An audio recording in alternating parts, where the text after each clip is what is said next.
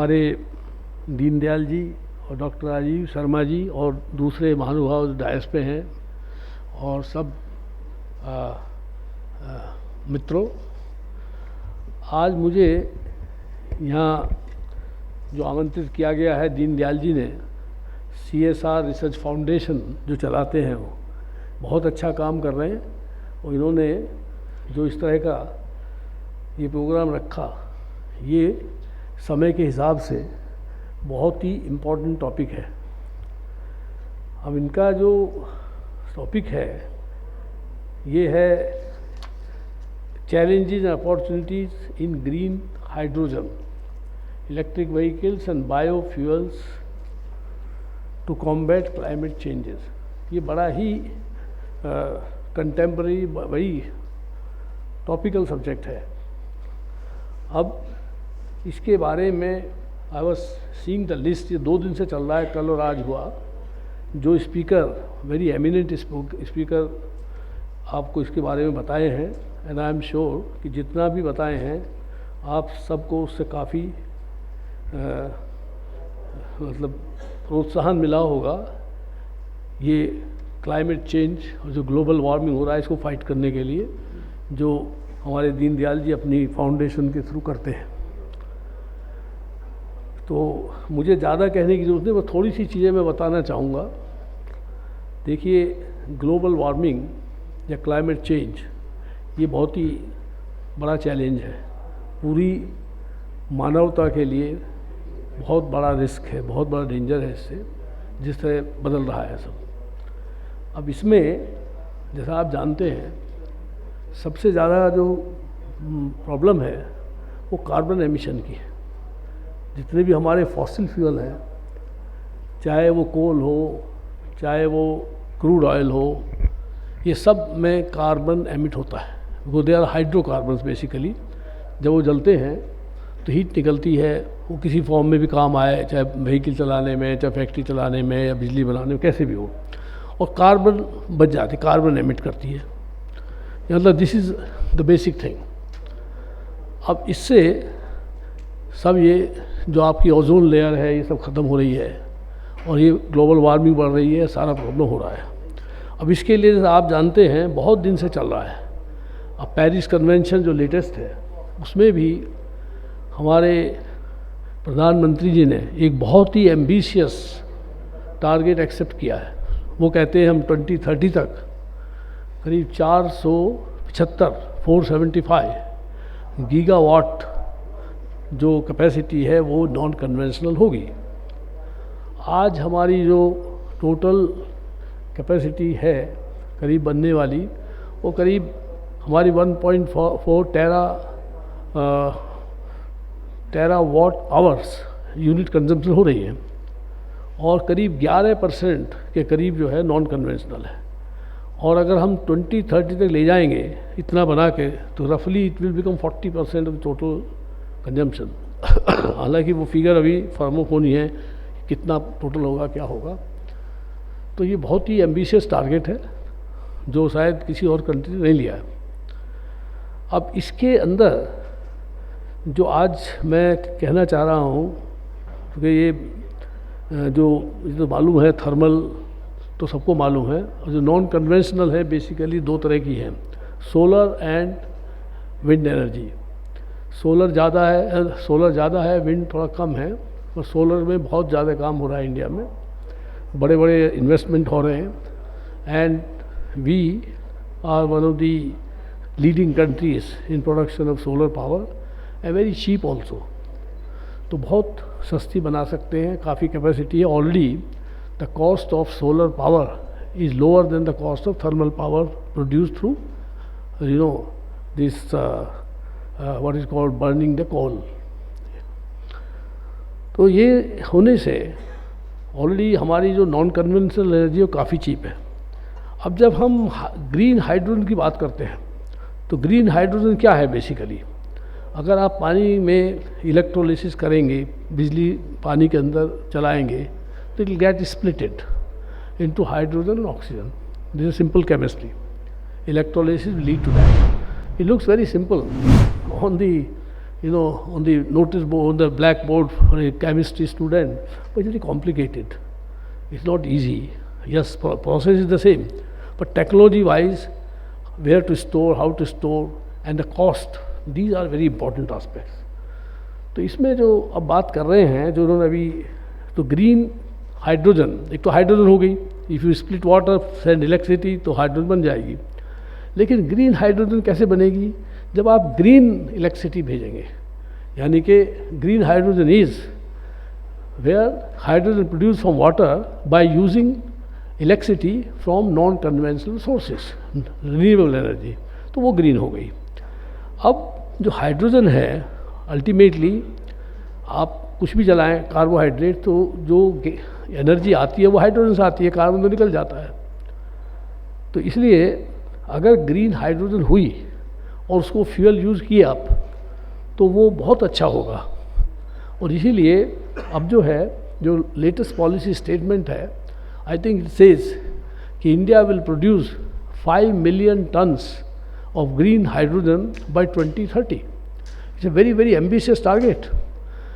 अब इसमें production can take place, production as I said not a major issue, major issue is the cost and its storage and its use. तो ये ऐसा नहीं है कि पहली बार कोई बात कर रहा है, तो बहुत पहले से पता है कि हाइड्रोजन जो है बहुत क्लीन सोर्स ऑफ एनर्जी है और सब उससे ठीक हो सकता है अगर वो हो जाए। आई थिंक अराउंड 1938 हिंडनबर्ग या कुछ था, उसको बोलते थे एयरशिप चलते थे, उसमें हाइड्रोजन भर दिया लिक्विड और चला दिया, तो लेकिन there was accident and all 38 people were killed, तो ख़त्म हो गया वो वहीं का वहीं। उसके बाद जैसा आप सब जानते हैं, nuclear energy it's also clean energy, it doesn't emit any carbon dioxide, nothing. और लोगों ने कहा कि solution to climate related problem as regards electricity from hydrocarbon और fossil fuel is nuclear energy. लेकिन न्यूक्लियर एनर्जी में भी आपने देखा, चेरनोबिल में वो हो गया डिजास्टर, और फिर ये जापान में हुआ फुकुशिमा, तो वहाँ प्रॉब्लम आई। तो पहले इनसे पहले समझते थे कि nuclear energy source is very cheap and it will work, it will very good, and as you know nuclear reactors can provide source of energy very cheap and for long hours. Lekin after these two, what became critical is what is called, the reactors, and this production must be earthquake proof. And to make the reactors for producing nuclear energy, the cost of making them earthquake proof is very expensive. So today, the cost of energy produced from nuclear fission is very high, is higher than produced from solar, this and that. And one must remember why solar and wind cannot be used in everywhere. Say they can be used, why in home ho gaya, ye ho gaya, lekin suppose you are going long journeys by aircraft or by ship or doing, then you can't, because you need to store for in liquid form or nuclear energy. So इसीलिए hydrogen, liquid hydrogen, it can be stored, so it is a very good idea. And if we can produce, because आज के उसमें if we because I was seeing some of the figures today, the cost of energy from fossil fuel like gasoline, basically crude oil and all that, and if you compare the cost of production of the hydrogen, it's about 4 times hydrogen cost. So I think I was seeing something $8.8 you spend, you get 1 billion thermal unit from hydrogen, but उसमें और भी कम मतलब ज़्यादा है, यानी 4 times है। अब इसको हमको चैलेंज क्या है, इसको कम करना। अब जैसे I think Ambani said that he will bring down the cost from $3 to $1 per kilo of hydrogen. So he has announced that in his, I think, AGM or somewhere, and he has, I think, earmarked a lot of funds. Same way other industries. So industry is very enthused about it with government policy. But the question arises If, I mean, they can do nothing like that, but will it happen at that cost?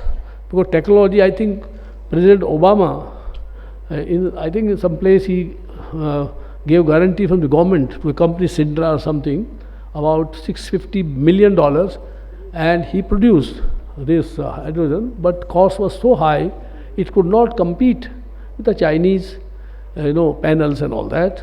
So there are various technologies, but there is nothing that it is the technology for production, and it is the safest technology for storage and for use.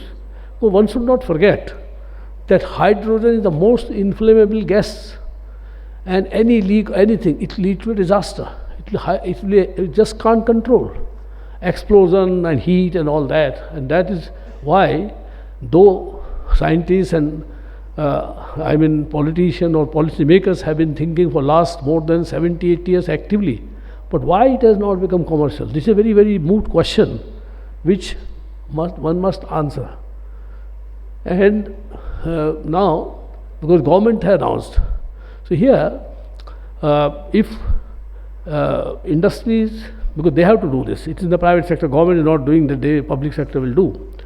So if they can spend money, and they can bring down the cost from $3, though people say it is not 3, it is $5 per kilo today, but even if it is 3, to bring down to 1, and then one can find right solution for its storage and usage and accident free, long haul storage and usage on a continuous basis, then this will be a great day for India, because we have advantage in terms of cost of renewable energy, and we can produce this, nothing like that, it will be fantastic. And another thing which rightly government has not done, which is rightly, they have not packed down production of hydrogen with a particular technology. They have left it to industry, they can use any technology. So this is left to the industry, so it requires basically very, very innovative and sustained efforts to make it a reality. And if suppose it does not happen, then the cost may be very high, and who will meet? So government, I hope, have not committed anything. They have not underwritten any laws or anything, I hope so, because the figures which they are talking, I think Reliance is talking some 80 billion, Adani is talking some 70 billion, these are huge numbers. So one should be aware of these pitfalls. While it is a very laudable idea, it's a commendable thing, and we must all work towards that, but the target of 5 million tons of liquid green hydrogen by 2030 is a very, very ambitious and a very laudable thing to do, and I really wish that it succeeds. We all should pray, and India will have a great future, not only in meeting its energy needs in an environment-friendly manner, but will also be able to export quite a lot of it. So I think in this 2 days seminar which has been done, I am sure all these issues have been raised, have been answered by experts, you have raised questions, and I am sure the foundation led by Mr. Deendayal Agarwal will play its role very effectively, utilizing the CSR funds which are provided under now Companies Act as a mandatory thing for the companies having profit. I think they have to necessarily earmark 2%, if I am not wrong, 2% of the net profit, which is a large amount of money. So this is a very, very apt thing, a very commendable thing the foundation has done under the leadership of Mr. Deendayal Agarwal and his all other friends, colleagues, and the eminent person who have already spoken for last 2 days and who are on the dais. So I wish that this foundation will be successful in achieving its objective in creating awareness among all concerned, and it will be able to make a dent in the overall challenge for producing and using liquid hydrogen, green liquid hydrogen, I must say that. So I think with these words, I wish them all the best, and I am thankful to all of you for patient hearing, and I thank Mr. Agarwal for inviting me and for giving this opportunity to share some of my thoughts with you all. Thank you.